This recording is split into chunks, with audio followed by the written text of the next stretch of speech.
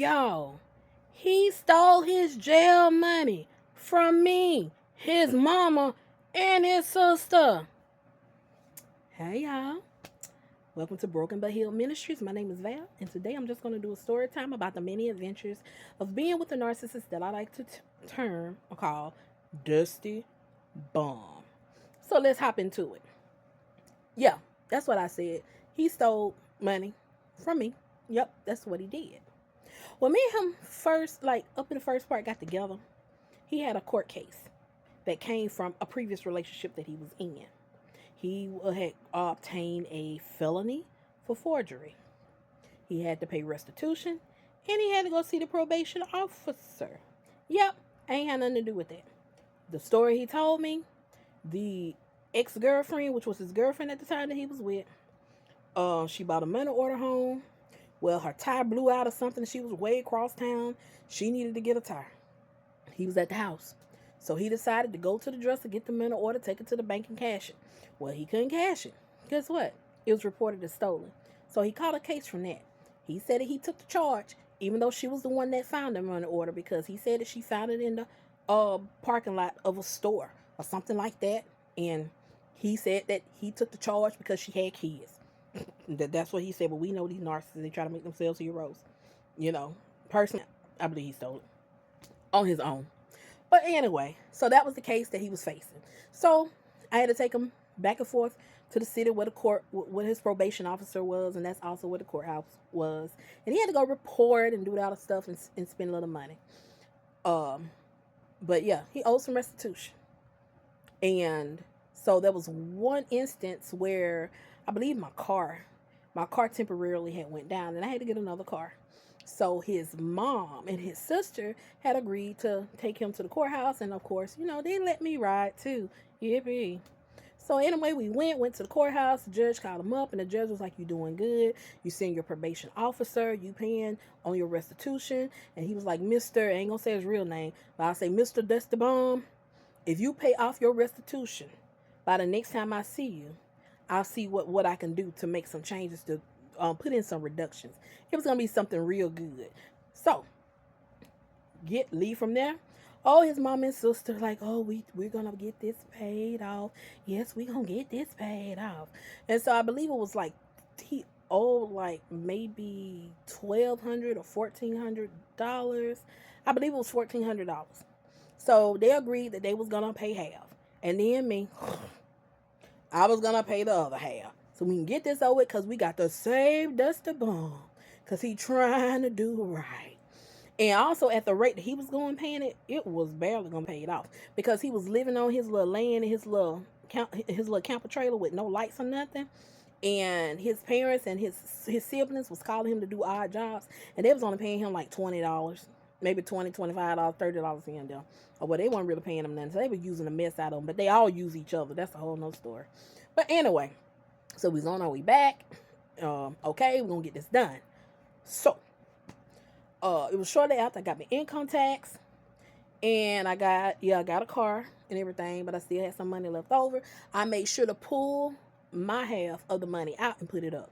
I had like this palm tree pot where in my bedroom, and I would put money, cash, in a plastic bag and stick it down in the palm tree pot.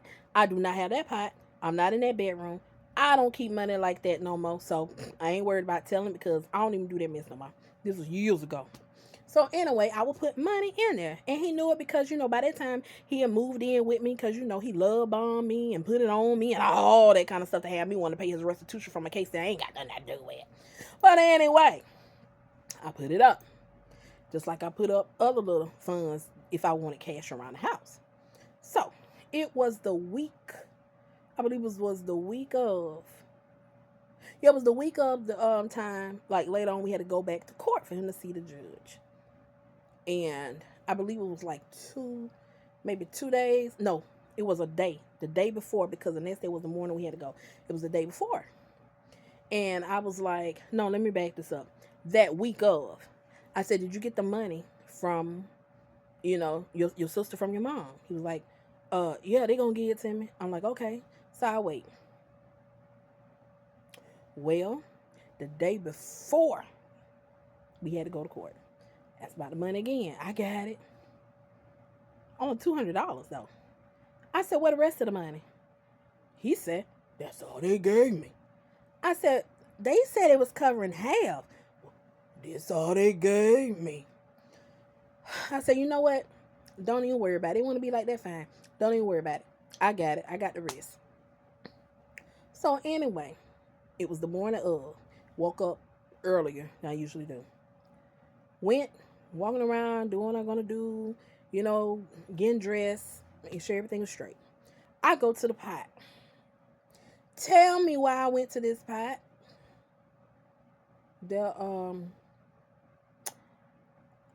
There wasn't hardly any money in the pot. Tell me why when I went to this pot, there was only I believe it was $40.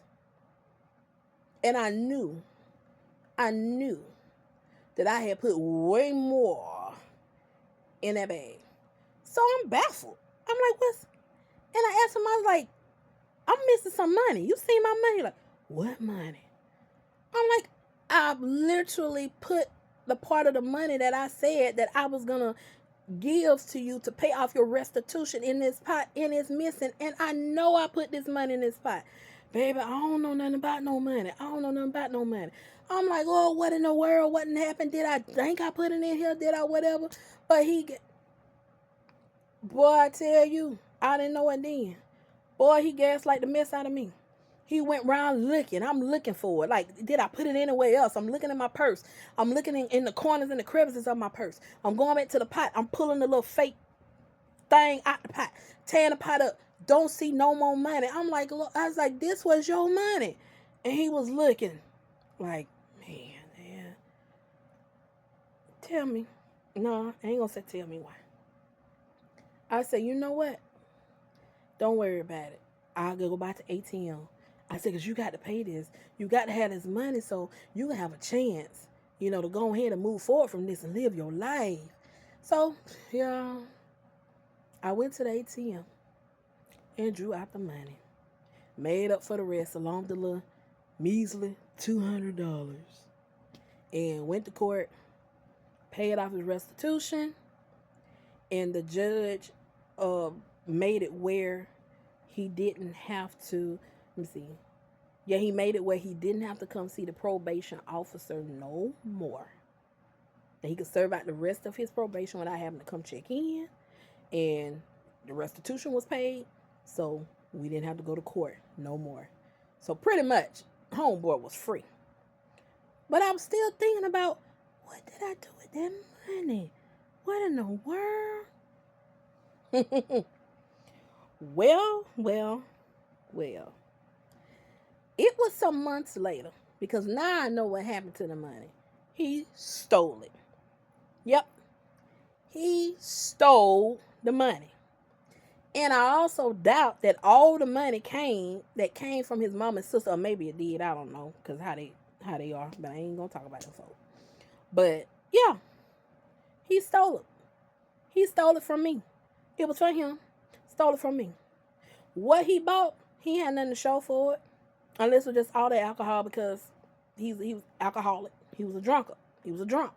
He was a weed head. And ain't no telling what else he was smoking. But he stole it. And how I know he stole it? Because it was months later. Not too many months later. And my son money started coming up missing. Because I would give him just little money. Because he wasn't old enough for no big, but a little money, whatever. And then he go look for it. Like, Mom, I can't find my... I'm like, what you mean you can't find your money? And I'm like, that's weird. His money... Why is money missing? And then I started noticing that when I would keep little cash in my purse, like petty cash, I started noticing that it was missing. Or if I put something in my drawer, it was missing. And I was like, this don't make no sense. So I started thinking, I was like, is this nigga in here robbing from us? Is he stealing from us? So I just laid low. But then later on, my son money would reappear where he would put it. Because at the time, my son wasn't hiding it or whatever until I started directing him to hide his money. But yeah, it will reappear. It will come back and it will be like, it was just misplaced or whatever. And then I noticed sometimes when Dusty Bomb would come in from doing like a hustle, that's what he called when he go hustle, because he ain't had no job. He ain't had no job. You know, he acting like he was so sickly. He was having seizures and stuff like that, but and he didn't have a job. What was him? But anyway, he would give me money and stuff at that time. And I was like, oh, okay. But it was other events that took place after that with money, and just specifically money missing. And get this, he didn't have to steal the money from me. At that time, I had gave him a secondary card to my account so he could go buy his bill, buy his cigars and whatever. He wasn't hurting for nothing. So I'm like, that's why it didn't dawn or click that he was stealing, because he didn't have a reason to steal, But yeah, he stole it. That's what he did. He stole it. And the reason why, like I said, I know he stole it because later on throughout the months, I'll say, the years, I found out that he was a thief. I found out that he used to go around in his neighborhood, and this is stuff I found out way later, where it was solidified. He would go around the neighborhood, he would steal people's stuff. His sister told me he had stole some stuff from her. I forgot what it was because it would have been so long. But she had told me a story how he had stole some stuff from her, and that's what he do. He go around Freemanville and he was stealing. Well, yeah, I had a little thief, but he stole his. Folks trying to help you have a life, move on, and you gonna turn around and steal the money. And like I said, nothing to show for it. I ain't see no Nikes, no new shoes, no nothing. He was still dusty. He was still, and at that time he was nappy headed before I wound up taking him to get a haircut to start cutting his hair. I mean, I'm like, what in the world? But yeah, he stole his money. He stole his jail money. He did that. And that ain't the only thing he stole. But when you be in a situation, within yourself where you have low self-esteem and you allow people to misuse your kindness, and when you just choose to just try to hold on to somebody just to say you got a piece of somebody, the things that you will put up with. I put up with a lot with Dusty Bone. He took me down through there. But that's just one one of the little thieving instances. One where he stole it. So I just want to say to all of you, I thank God, for those of you who have been delivered out of situations like this. And if anyone is looking at this video that is in a situation with a narcissist, with a Dusty Bomb, with a strong manipulator, with someone who is not treating you good and who is abusing you, I encourage you to get out. And I know at the moment you may not have any strength. I encourage you to pray. At least pray. Read the word and pray and talk to the Father, because you need to be strengthened. And you need the truth, His truth, to come into your mind and start renewing your mind and evict those lies out that you believe on yourself. Don't think down on yourself. Don't live your life as if you are inferior, as if you got to put up with stuff, with anything anybody delve out to you. Don't think you just got to have a man or you just got to have a woman. Don't do that. You need the Father. Have a relationship with Him first. Fall in love with Him. Let Him build you up on the inside. Let Him build that confidence in you. Let Him break all that mess out you. Get some deliverance and be set free. And a lot of times, all it takes is the first start of deliverance is transformational deliverance. When you receive the correct information. When you receive the correct information. When the Ruach HaKodesh, the Holy Spirit, comes in with that truth, take those scales off of your eyes and off the eyes of your heart and enlighten your mind so you can see clearly, so you can think clearly. Because one thing that narcissists do, they love bomb you. to get your mind drunk. They love bomb you. Throw them spells. Throw them spells on you to get you drunk. Because if you're sober minded, then you be like, this ain't right. This not it. So please seek the Father. Get out. The Father loves you. You are so special. You are so loved. And you are worth saving. I love you, my sisters and brothers. Be blessed. And I hope that you enjoyed this little story time, just a little snippet from my life with the adventures of Dusty Bomb. Bye.